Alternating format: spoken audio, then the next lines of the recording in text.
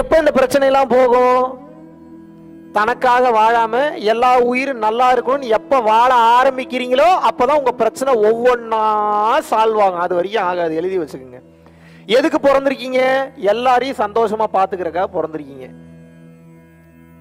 உங்களை மட்டும் சுயநலமா சந்தோஷமா பார்த்துக்கிட்டு, உங்க குடும்பத்தை மட்டும் சுயநலமா சந்தோஷமா பார்த்துக்கிட்டு நீங்க வாழ்றீங்க அப்படின்னா அந்த வாழ்க்கை எப்படி நன்றாக இருக்கும்? உங்களுக்கெல்லாம் ஒரு ஆசை இருக்காதான்? நம்ம நாட்டுல ஒரு பிரதமர் ஒருத்தர், இத்தனை அமைச்சர்கள், அங்க இருக்கக்கூடிய மற்ற அமைச்சர்கள், முதலமைச்சர், இவங்க எல்லாரும் நல்லா இருக்கணும்னு நினைக்கிற ஒரு அமைச்சராவோ முதலமைச்சராவோ பிரதமராவோ இருந்தா அந்த நாடு எப்படி இருக்கும்? கேட்கும் போதே எப்படி இருக்கு? நடக்காதுன்னு தெரிஞ்சோம், எப்படிப்பா நடக்கும்? ஏதாவது நடக்கிறத பேசுறியா நீ? இருந்தாலும் நினைச்சு பாருங்க ஒரு செகண்ட். அப்படி இருந்தா எப்படி இருக்கும்? இப்ப என் கேள்வி என்னன்னா, அது எப்படி வரும் அவங்களுக்கு? அப்படி ஒரு புத்தி எப்ப வரும்? சொல்லி கொடுத்தா வரும். எப்ப சொல்லி கொடுக்கணும்? சாக போற காலத்துலயா? எப்ப சொல்லி கொடுத்தா வரும் இந்த புத்தி எல்லாம்? அது வளரும் போதே சொல்லி கொடுக்கணும். விதைய மாத்திரணும், விதை போடும் போதே மாத்திரணும். அந்த குழந்தைகள் படித்து கொண்டு வரும்போதே மாத்திரணும். இன்னைக்கு பிரதமராகவும் சீஃப் மினிஸ்டராகவும் அந்த துறை அமைச்சர், இந்த துறை அமைச்சர், விளையாட்டுத்துறை அமைச்சர், அவர் இவர் இருக்கிறவங்க எல்லாம் யாரு? குழந்தையா இருந்து வந்தவங்க. குழந்தையா இருக்கும் போதே இதை போதிச்சுட்டா எப்படி இருக்கும் அவங்களோட வாழ்க்கை? யாரு என்ன நினைச்சாலும் மாத்த முடியாது. பிரச்சனை எங்க? சொல்லி கொடுக்கறதுல மிஸ்டேக். நம்ம போதிக்கும் போது, தப்பான போதனையை நாம் போதிக்கும் போது என்ன நடக்குது? அந்த குழந்தை தரிகட்டு மற்ற விஷயங்களுக்கு செல்கின்றது. எப்போ அந்த குழந்தை தரிகட்டு மற்ற விஷயங்களுக்கு செல்கின்றதோ அந்த குழந்தையோட வாழ்க்கை நாசமாகுது. அந்த குழந்தையை நம்பி இருக்கிற குடும்ப வாழ்க்கை நாசமாகுது. அந்த குழந்தை ஒரு கட்டத்துக்கு மேல வளர்ந்து வரும்போது அது எங்கேயாவது மெயினான பவர்ல கிவர்ல ஏதாவது நல்லது கெட்டது பண்ணி போய் உட்கார்ந்துருச்சுன்னா முடிஞ்சு அந்த நாடு. என்ன நினைச்சாலும் ஒண்ணும் பண்ண முடியாது. அதுக்கப்புறம் பாதுகாக்கிறது ரொம்ப ரொம்ப ரொம்ப ரொம்ப ரொம்ப ரொம்ப ரொம்ப ரொம்ப ரொம்ப ரொம்ப ரொம்ப கஷ்டம்.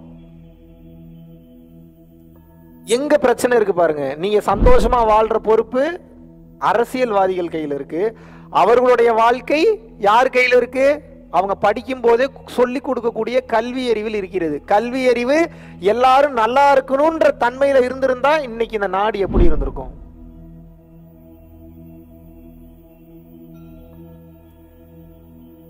பண்ற இடத்துல எல்லாம் மாற்றம் பண்ணாம மற்ற இடத்துல எல்லாம் மாற்றம் பண்ணிட்டு, ஏங்க நான் என்ன கேக்குறேன், ஒரு மரத்தோட வேரே சரியில்லை, மேல என்ன மரம் கலர் மாறி இருக்கு, என்ன இலை பட்டு போச்சு, இது இப்படி இருக்கு, அது அப்படி இருக்கு, எப்படி இருக்கு? அப்புறம் அப்படித்தான் இருக்கும். வேரே சரியில்லைன்னா அப்புறம் எப்படி இருக்கும்? இப்ப நீங்க என்ன பண்ணிட்டு இருக்கீங்க? மேல மேக்கப் பண்ணிட்டு இருக்கீங்க. அது காஞ்சு போச்சா, சரி அதை பிச்சு போட்டுருங்க, அது காஞ்சு போச்சா அதை பிச்சு போட்டுருங்க, இதை மாத்துங்க அதை மாத்துங்க, எல்லாம் மாத்திட்டு இருக்கீங்க. வேரே சரியில்லையே, மண்வளம் சரியில்லையே, அடிப்படையே சரியில்லையே. அடிப்படை சரியில்லாமல் எங்கே இருந்து கட்டமைப்பு செய்வது? மாற்ற முடியுமா? இப்ப நீங்க என்ன பண்ணணும் அப்படின்னா, ஒரு நல்ல நாடு வேணும்னு ஆசைப்படுறீங்கல்ல, நல்ல நாடு வேணும்னா நல்ல தலைவர்கள் வேணும். நல்ல தலைவர்கள் எங்க இருந்து வருவாங்க? வானத்துல இருந்து பொத்துன்னு விழுவாங்களா கீழே? இறைவன் மேனுஃபேக்சர் பண்ணி மேல இருந்து அனுப்புவாரா? படார் படார் படார் படார்னு 10 பேர் குதிப்பாங்களா? உங்களுக்கு எப்படி குதிப்பாங்க? இன்றைய குழந்தைகள் நாளைய எதிர்காலம். அப்ப என்ன? இன்றைய குழந்தையை மாற்ற வேண்டிய கடமை நமக்கு இருக்கிறது. கல்வி எப்படிப்பட்ட கல்வியாக இருக்க வேண்டும்? ஞான கல்வியாக இருக்க வேண்டும். ஞானம்னா என்ன? எல்லாரும் நல்லா இருக்கிறது, எல்லாரும் நம்முடன் பிறக்காத சகோதர சகோதரிகள் என்று நினைப்பதற்கு பேர் ஞானம். இது மனித நேயத்துல வந்துருது. இன்னும் ஒரு கட்டத்துக்கு மேல ஞானம் என்ன சொல்லுதுன்னா, ஆடு மாடு பன்றி கழுதை எல்லாமே நம்ம உயிர் தான் பாக்குறது. இப்படி ஒருத்தன் பாக்குறானே எப்படி இருக்கும் அந்த நாடு? எப்படிங்க இருக்கும் அந்த நாடு? எங்கேயோ போயிரும், எங்கேயோ போயிரும். ஓகே, இப்ப அவர் போய் சேர்றாரு, அவர் சமாதி அடைகிறாரு, அதுக்கப்புறம் இந்த ஞானத்தை எல்லாருக்கும் பரப்புறாரு, அதுக்கப்புறம் வர்றவன் எப்படி பார்த்துப்பான் நாட்டை? இந்த புரிதல் இல்லாமல் உங்கள் வாழ்க்கையை வாழ்வது என்பது நிச்சயமாக 100% நல்ல நிலைக்கு கொண்டு போகாது. அரசன் எவ்வழியோ மக்களும் அவ்வழியன்னு சொன்னதுக்கு உண்டான காரணம் அதுதான். ஏன்? பவரை பூரா அரசன்கிட்ட தான் இருக்கு. அவன் தான் இப்ப பவர் வச்சிருக்கான். அவன் நினைத்தால் என்ன வேணாலும் சட்டத்திட்டம் போடலாம். ஒரே நாள்ல நோட்டு செல்லாதுங்களாம், மறுபடியும் அடுத்த நாளே நோட்டு செல்லுங்களாம். நாளை பின்ன வந்து யாரு யாருக்கு சொந்தம் இல்லைன்னு சட்டத்திட்டம் போட்டாலும் நீ கேட்டுதானே ஆகணும். யாரோட நாட்டில் வாழ்றீங்க? அவங்கவுங்க நாட்டில் வாழ்றீங்க. அப்ப என்ன?